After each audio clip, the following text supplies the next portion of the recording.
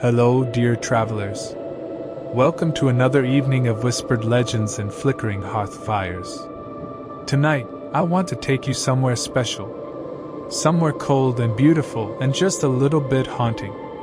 We're journeying to the frozen kingdoms, a land where winter never truly ends, where ancient magic sleeps beneath glaciers, and where the longest night of the year holds secrets that most have forgotten. So bundle up in your warmest blanket. Pour yourself something hot and comforting, and let me tell you about a world that exists in perpetual twilight between autumn's end and spring's beginning. This is a place where snow falls upward in certain valleys, where ice remembers everything it has ever frozen, and where the aurora itself can speak if you know how to listen. Before we dive into the creatures and mysteries that lurk in the snow-covered lands, you need to understand how the frozen kingdoms came to be. This isn't a story of evil wizards or terrible curses, though those exist here too. No, this is something far older and stranger. Long ago, before recorded time, when the world was still young and malleable, there existed the primordial seasons. These weren't just weather patterns or cycles of the year. They were actual beings, conscious entities that embodied the fundamental nature of time's passage. Spring was a being of endless becoming, summer burned with the fury of life at its peak, autumn whispered secrets of necessary endings, and winter held the quiet wisdom of rest and reflection. For eons beyond counting, these four entities danced together in perfect harmony, each taking their turn to shape the world, each giving way gracefully when their time had passed. The world flourished under their balanced rule. But winter, you see, was different from the others in one crucial way. Winter understood mortality in a way the others could not. Spring saw only potential, summer only vitality, autumn only transformation. But winter saw the final sleep, the ultimate rest, the peace that comes when all striving ceases. And in that understanding, winter grew melancholy. Not bitter or cruel, but deeply, profoundly sad.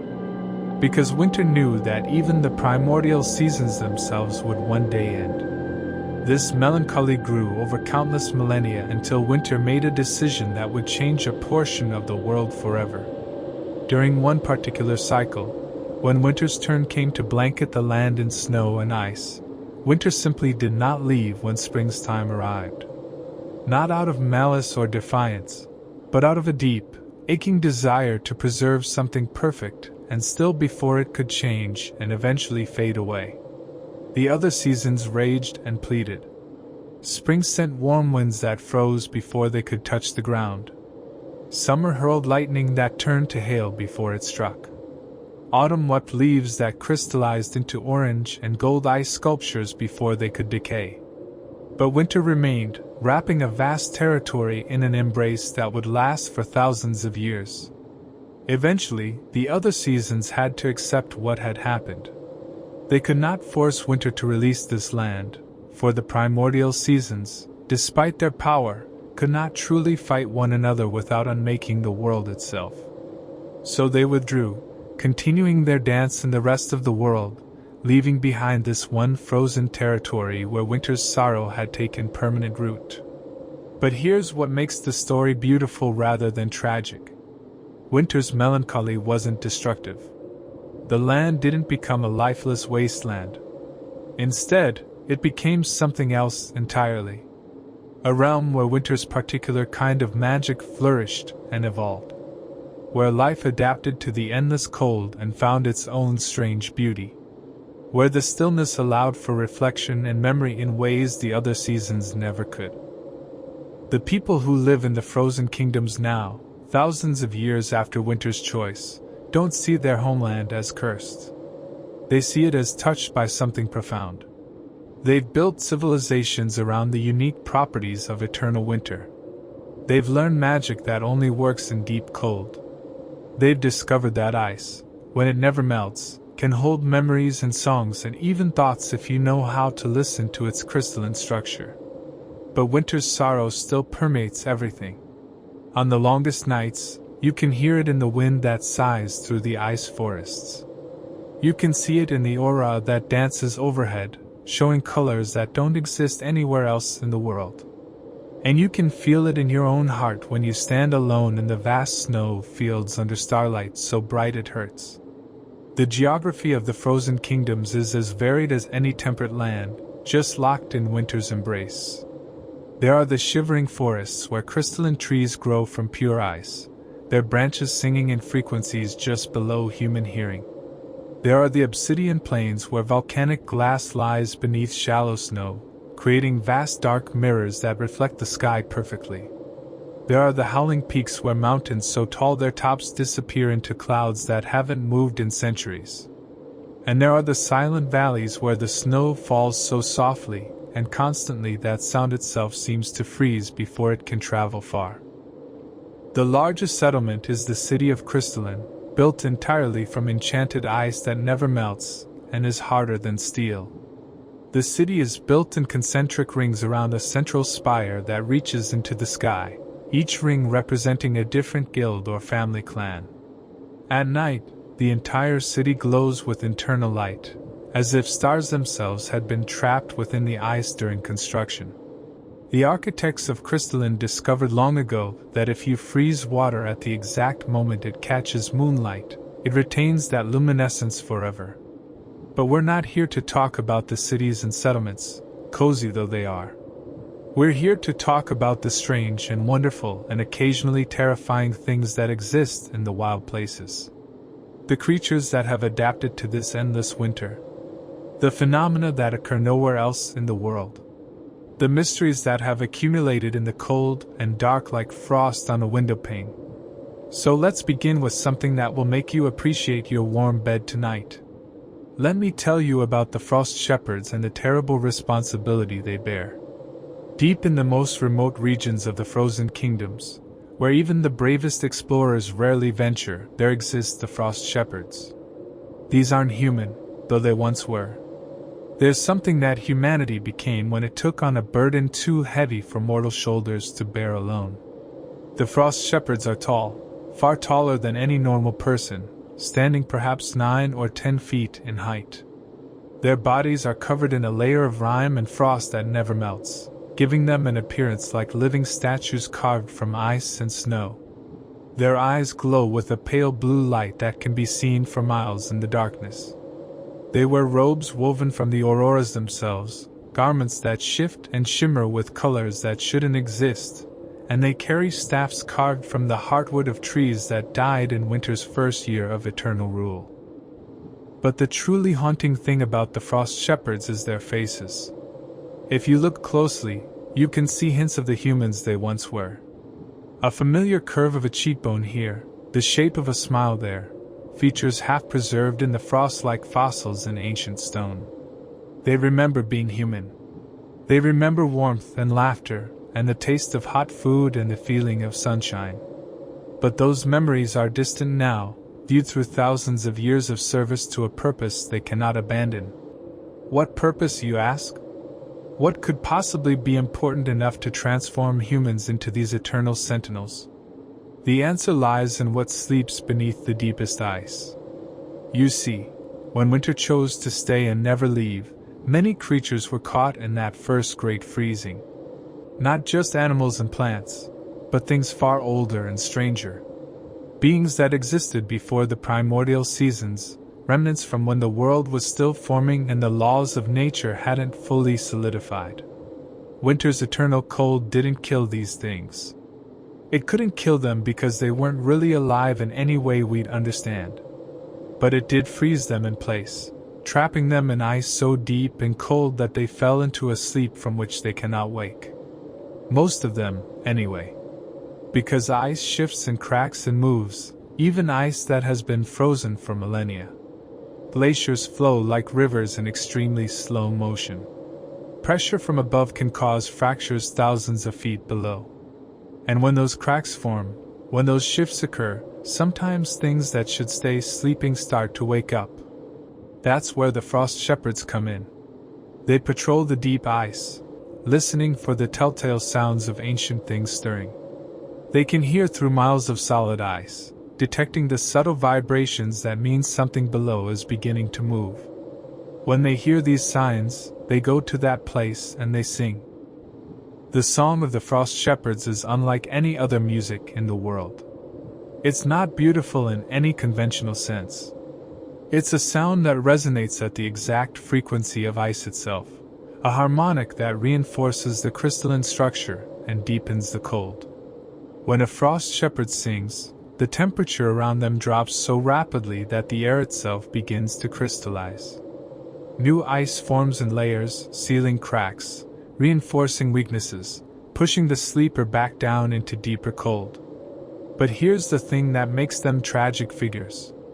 The transformation into a frost shepherd is one way. Once you take up the staff and sing the first song, you can never go back. The cold that you channel into the ice also flows through you, and with each song, you become a little less human and a little more like the ice itself. Your memories fade like breath on a frozen window. Your emotions grow distant and muted. Eventually, after centuries of service, frost shepherds become more ice than human, their consciousness spreading out into the glaciers themselves until they're no longer individuals but part of the eternal winter's own awareness. New frost shepherds have to be chosen every few generations. The selection process is both an honor and a tragedy. Candidates are identified in childhood, those who show an unusual affinity for the cold, and an ability to hear the songs in the ice. They're trained for decades, learning the patterns of the glaciers and the names of the things that sleep below. And then, when an old shepherd finally disperses into the ice completely, a new one must take up the vigil. The ceremony of transformation takes place during the longest night of the year, at a place called the Witnessing Stone. This is a massive piece of black rock that juts out from a glacier, its surface polished smooth by millennia of wind and ice. The candidate stands upon this stone, surrounded by the remaining shepherds, and is asked 3 times if they accept the burden. If they say yes 3 times, the transformation begins.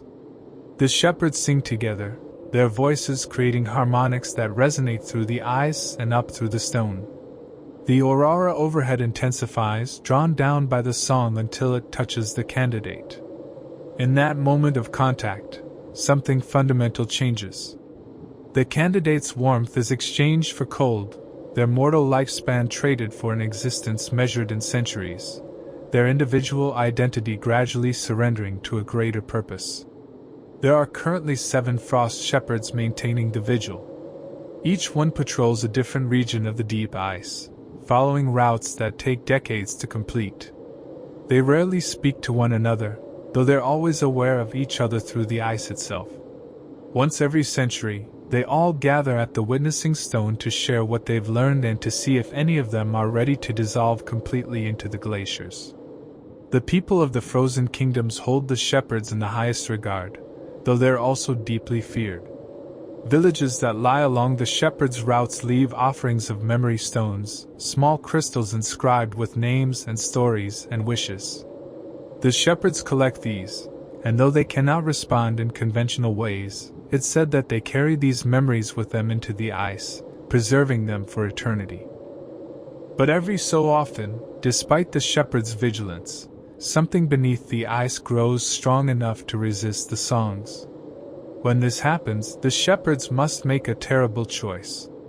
They can either sing stronger, pouring more of themselves into the ice and accelerating their transformation, or they can call for help from the cities. This help comes in the form of the deep ice wardens, warriors and mages trained in combat against things that shouldn't exist. These wardens descend into natural caves and crevasses, following the shepherd's guidance, seeking to reach whatever is waking and drive it back into slumber through more direct means. These expeditions are almost always partially successful at best. The things that sleep in the deep ice are impossibly strong and fundamentally alien. Fighting them is less like combat, and more like trying to wrestle with a natural disaster while it's happening. There's a famous story, recorded in ice itself and preserved in the great library of Crystalline, about a shepherd named Marine who served during the 3rd millennium of the eternal winter.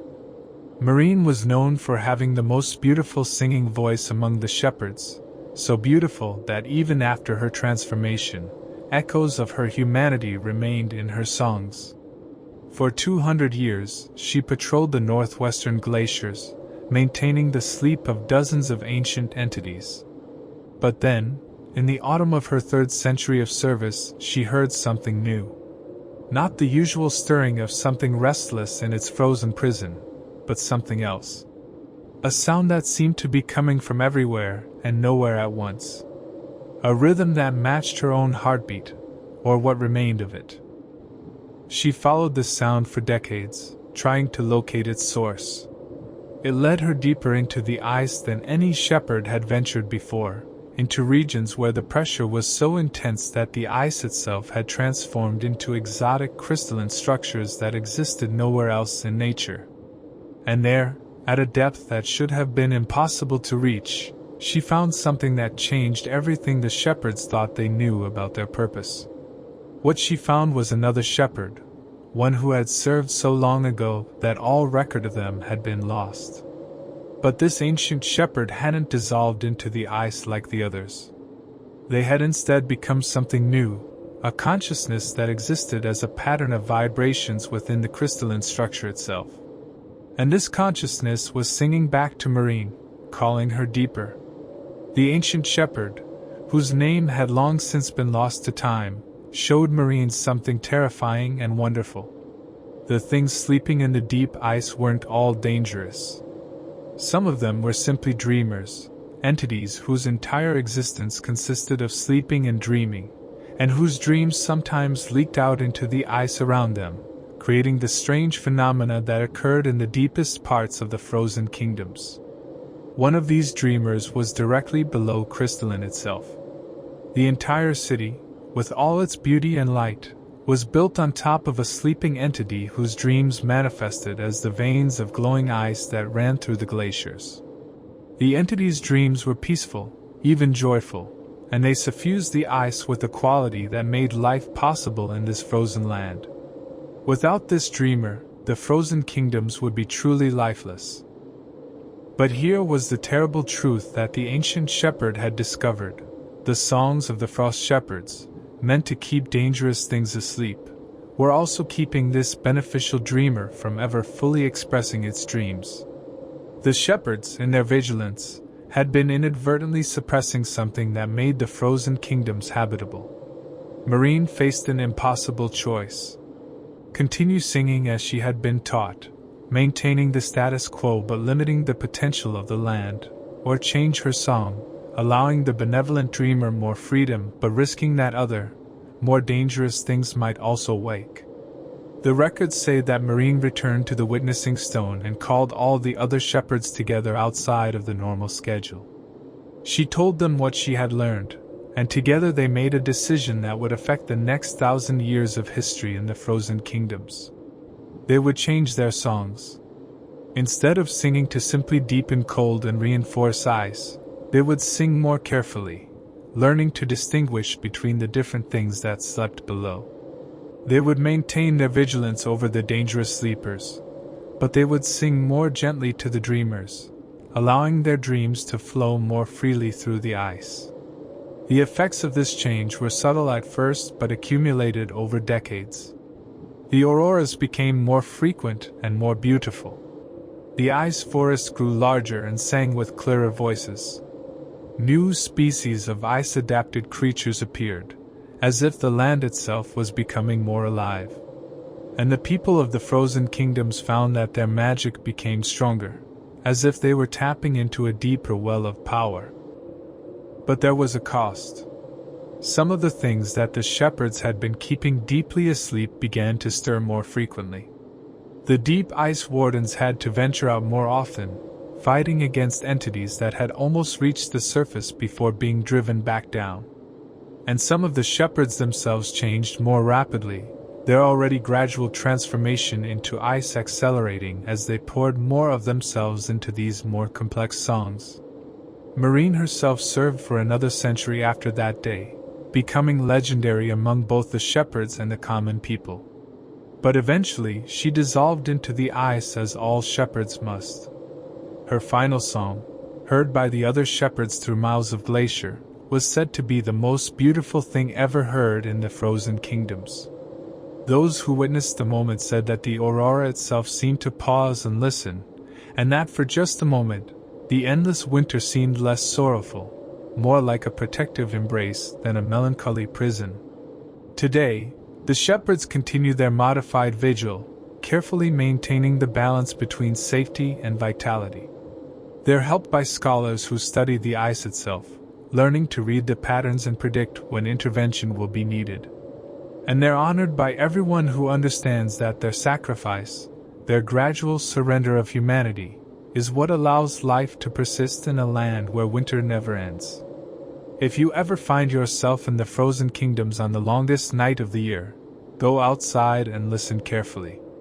If you're lucky, you might hear the distant song of a frost shepherd, carrying across miles of ice and snow. It's not a comforting sound, exactly. But it's a sound that speaks of dedication and sacrifice, and love expressed through an act of eternal vigilance. And knowing that someone out there, or something that was once someone, is singing to keep you safe, well, that's its own kind of warmth. One of the most beautiful and unsettling places in the frozen kingdoms is the region known as the Whispering Forests, sometimes called the Singing Woods or the Crystal Cathedrals depending on which local population you ask. These forests are unlike anything else in the world, and spending time among them is an experience that changes everyone who has the courage to venture deep among the frozen trees. The trees of these forests aren't wooden. They're grown from ice itself, crystalline structures that rise from the frozen ground in shapes that mimic organic life, while being fundamentally different. Each tree is unique, formed by a process that no one fully understands. The current theory is that they grow from memory. Here's what that means. In the frozen kingdoms, ice doesn't just form from freezing water. Ice accumulates from the air itself, from humidity and breath, and even from thoughts if they're strong enough. Over thousands of years in the same unchanging winter, ice has developed properties that go beyond the merely physical. It can hold impressions, faint echoes of things that happen near it. A place where someone felt intense joy might develop ice with a subtle warmth to it, not physically warm but emotionally so. A place of tragedy might grow ice that feels heavy and oppressive. The Whispering Forests grow in places where powerful emotions or significant events occurred long ago. Each tree is formed from the accumulated emotional resonance of something that happened in that spot. A tree might have grown where two people fell in love, or where a traveler died peacefully in the snow, or where someone made an important decision that changed their life. The shape of the tree reflects the nature of that memory, and as wind passes through its crystalline branches, it creates sounds that echo the emotional quality of the original event. The sound is where the forests get their name. The whispering isn't quite like human speech, though your brain tries to interpret it that way. It's more like hearing emotions directly, translated into sound. Walking through the Whispering Forests, you're surrounded by thousands of these crystalline trees, each one singing its own note based on the memory it was grown from. The combined effect is overwhelming. Some people describe it as hearing the history of the world itself. Others say it feels like being inside a song that was written before time began. A few claim that if you listen carefully enough, you can hear your own future being whispered to you, though whether this is true or just a trick of psychology is debated. The trees themselves are breathtakingly beautiful. They grow in forms that suggest oaks, willows, pines, and species that never existed, all rendered in ice so clear it's nearly invisible except where it catches light. During the day, when the weak winter sun provides illumination, the forests sparkle and shine with internal rainbows as light refracts through crystalline structures. At night, they glow with a faint bioluminescence, though what could be alive in pure ice to create this glow remains a mystery. But the Whispering Forests aren't just beautiful. They're also quite dangerous, and not always in ways you'd expect. The most obvious danger is simply getting lost. The trees look similar when you're surrounded by them, and their constant whispering can be disorienting. People have wandered in circles for days, convinced they were following a straight path, only to collapse from exhaustion mere yards from where they entered. The solution to this is simple but requires discipline. Experienced travelers through the forests bring lengths of rope that they tie to trees as they go, creating a physical line back to safety. They also stuff their ears with wax or cloth to muffle the whispering, though this makes them vulnerable to other dangers. Because the forests aren't empty. Things live among the crystalline trees, creatures that have adapted to this unique environment and couldn't exist anywhere else. Let me tell you about a few of them, and try to keep your warm blanket pulled a little tighter. The most commonly encountered creatures are the frost moths, insects the size of your hand with wings made from ice crystals so thin they're nearly transparent. These moths are harmless, even beneficial. They feed on the emotions trapped in the trees, absorbing them and then releasing them as they fly, spreading emotional resonance throughout the forest. Watching a cloud of frost moths fly through the trees at night is like watching living snowflakes, each one glowing with its own internal light, leaving trails of sparkling emotion in the air. But then there are the shard stalkers. Shard stalkers are predators, though calling them animals doesn't quite capture their nature. They're more like concentrated hunting instincts given form. They look vaguely feline, about the size of a large dog, with bodies that seem to be carved from cloudy ice. But they're not solid. If you watch one for any length of time, you'll see that pieces of it occasionally break off and dissolve into snow, while new ice crystals constantly form to replace what's lost. They're in a constant state of dissolution and reformation. The stalkers hunt by sound. They can hear the emotional resonance that living creatures give off, and they're drawn to strong feelings like fear or excitement, or even intense curiosity. This makes them incredibly difficult to evade because trying not to feel afraid only makes you more anxious, which is exactly what draws them closer. The conventional wisdom is that if you encounter a shard stalker, you should try to feel bored. Just intensely, overwhelmingly bored. Think about the dullest tasks you've ever had to do. Imagine watching paint dry in slow motion. The stalker will sense this emotional deadness and usually lose interest, drifting away to find more interesting prey. Of course, maintaining crushing boredom while a predator made of living ice circles you in a forest of singing trees is nearly impossible for most people. That's why experienced guides who travel through the whispering forests train for years to master their emotional states. They practice feeling nothing, becoming emotionally invisible, until they can walk past the stalker without triggering its hunting instinct. But the stalkers aren't the most dangerous thing in the forests. That distinction belongs to the memory eaters. Memory eaters are rare, thankfully. Most travelers will never encounter one. But those who do often don't remember the experience, which makes documenting their existence challenging. What we know about them comes from people who encountered them briefly or from a distance, and from the scholars who study the evidence left behind. Memory eaters appear as humanoid shapes made from snow and mist. They're always slightly out of focus, as if you're looking at them through a frosted window. They move silently through the forests, drawn to places where memories are particularly strong. And when they find someone, they do something that seems impossible. They eat your past. Not your memories of the past, but the past itself. A person who has been fully consumed by a memory eater doesn't just forget their life. Their life ceases to have happened in any meaningful way. People who knew them forget they existed. Documents that mention them change or fade. It's as if reality itself rewrites to exclude the victim from having ever been part of it. But it's not instantaneous. The process takes time, sometimes hours or even days. And during that process, the victim experiences something truly horrifying. They watch their own past being unmade. They remember things that others increasingly don't. They become ghosts in their own lives, present but not really there, interacting with a world that is gradually forgetting they exist. There is a defense against memory eaters, though it's expensive and not completely reliable. Certain crystals found deep in the ice can be carved into amulets that preserve memories within their structure.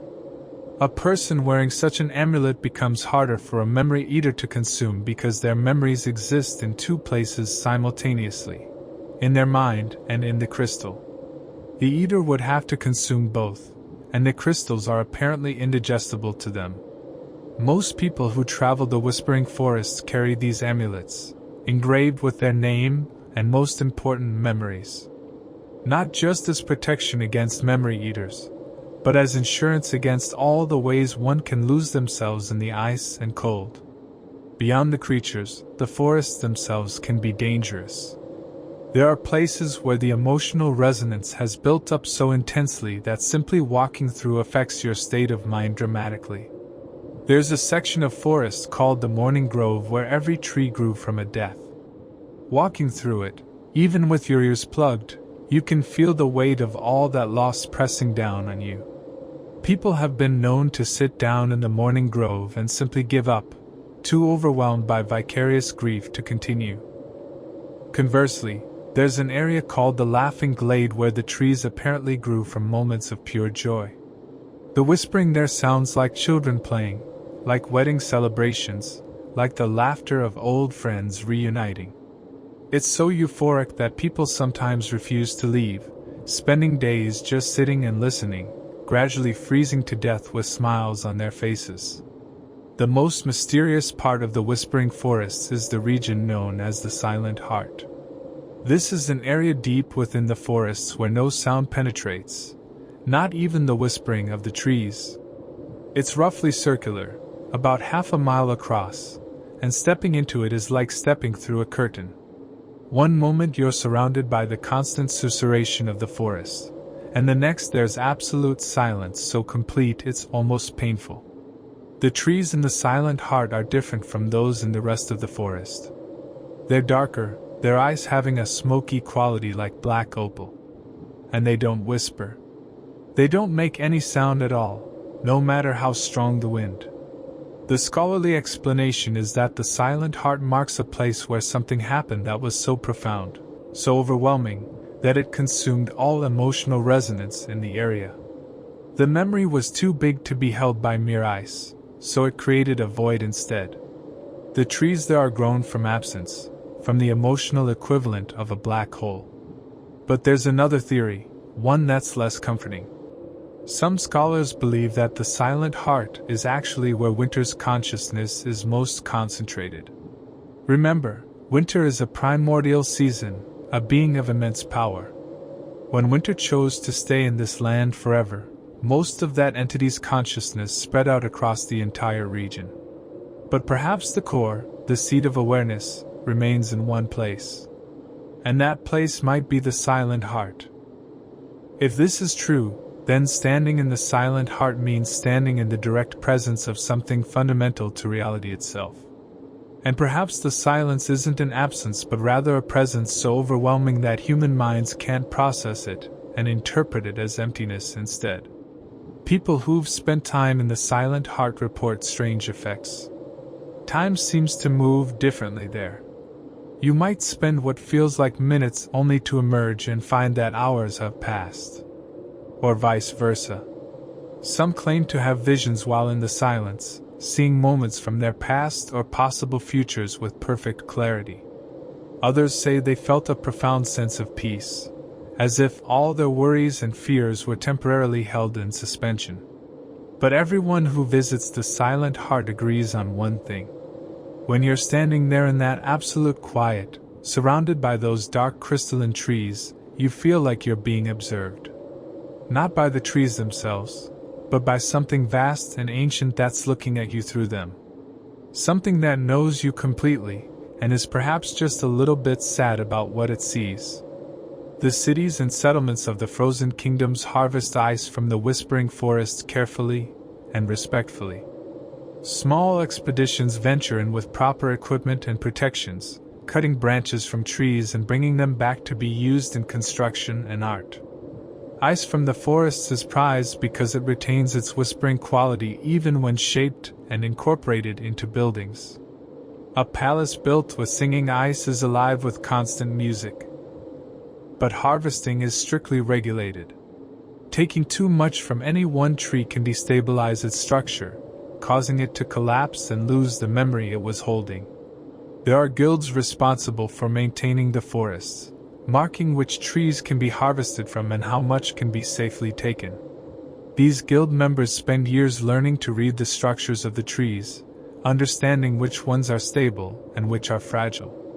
There's an entire culture that has grown up around the whispering forest. Musicians come to study the sounds, trying to replicate them with conventional instruments. Poets and writers spend time there seeking inspiration, bringing back stories of what they heard in the whispers. There's even a religious sect, the Listeners, who believe that by understanding the language of the whispering trees, they can learn to communicate directly with winter itself. The Listeners spend their lives in small hermitages at the edges of the forests, meditating and studying the patterns in the sounds. They claim that the whispering isn't random but contains information, that the trees are trying to tell them something important. Most scholars dismiss this as wishful thinking, but every so often, a listener will emerge from the forest with a prediction or warning that turns out to be eerily accurate. For instance, there's a famous case from about 200 years ago, when a listener named Theros came rushing into Crystalline claiming that the trees were screaming about fire beneath ice. No one took him seriously at first. How could there be fire in the frozen kingdoms? But 3 days later, a volcanic vent opened up beneath one of the outer settlements, releasing superheated steam that melted through hundreds of feet of ice and caused significant damage before it could be contained. Since then, the Listeners have been taken more seriously. The government maintains a small liaison office that receives their reports and attempts to verify them. About a third of the Listeners' warnings turn out to be accurate in some form, which is far better than random chance but not reliable enough to base policy on. The whispering forests expand every year, slowly but measurably. New trees crystallize at the edges, forming from newer memories and emotions. In 1,000 years, at the current rate of growth, the forests will have doubled in size. What this means for the frozen kingdoms as a whole is unclear. Will they eventually be covered entirely in singing trees? Will the forests reach some natural limit and stop growing? No one knows. And that uncertainty, combined with the beauty and danger of the forests themselves, makes them a perfect symbol of the frozen kingdoms as a whole. Beautiful but potentially deadly, full of mysteries that may never be fully solved, and fundamentally shaped by memory and emotion frozen in time. Now let's talk about something that might seem more comforting after all these dangerous forests and ancient sleepers. Let's talk about the cities, and specifically about Crystalline, the jewel of the frozen kingdoms. Because even in civilization, even in places built by human hands, the strangeness of eternal winter manifests in ways both wonderful and unsettling. Crystalline wasn't built all at once. It's grown over millennia, with each generation adding new rings and structures. The city is built on a massive ice sheet that's hundreds of feet thick, reinforced by magic to prevent cracking or shifting. This ice sheet sits atop bedrock, providing a stable foundation that has supported the city's weight for thousands of years. The architecture of Crystalline is impossible to describe adequately with words, but I'll try. Imagine if someone had taken a snowflake and scaled it up to city size, maintaining all the delicate complexity and crystalline symmetry. The city radiates outward from a central spire in 6 primary directions, with smaller structures filling in the spaces between. From above, it looks like an intricate mandala carved from ice and light. The buildings aren't made from blocks or bricks in the conventional sense. They're grown, coaxed into shape by architects who are part engineer, part sorcerer, and part artist. These architects, as they're formally called, are the most respected professionals in the frozen kingdoms, and becoming one requires decades of study and practice. The process of growing a building starts with water. Not just any water, but water that has been purified, blessed, and infused with intention. The architect begins by singing to the water, using techniques passed down through generations. These songs aren't just for atmosphere. They're fundamental to the process. Different notes cause water molecules to align in different ways as they freeze, creating distinct crystal structures. As the architect sings, they pour the water slowly onto the frozen ground. The water begins to freeze immediately in the intense cold, but instead of forming random ice, it crystallizes according to the patterns in the song. Layer by layer, the structure grows upward. An experienced architect can grow a simple house in a day, though more complex structures like towers or palaces might take months or even years of constant work. And so, dear traveler, as the auroras slowly fade into softer colors and the frozen kingdoms settle once more into their endless, patient stillness, it's time for our journey to draw gently to a close. The frost shepherds continue their distant songs beneath the ice, the whispering forests murmur old memories to the stars, and the living city of crystalline glows quietly, dreaming alongside the ancient beings below. These lands will endure, suspended in winter's careful embrace, waiting for the next curious soul to listen, to wonder, and to remember. For now, let the cold magic drift away from your thoughts, let the fire in your imagination dim to embers, and allow sleep to claim you softly. May your dreams be warm, your rest be deep, and your night be peaceful. Good night.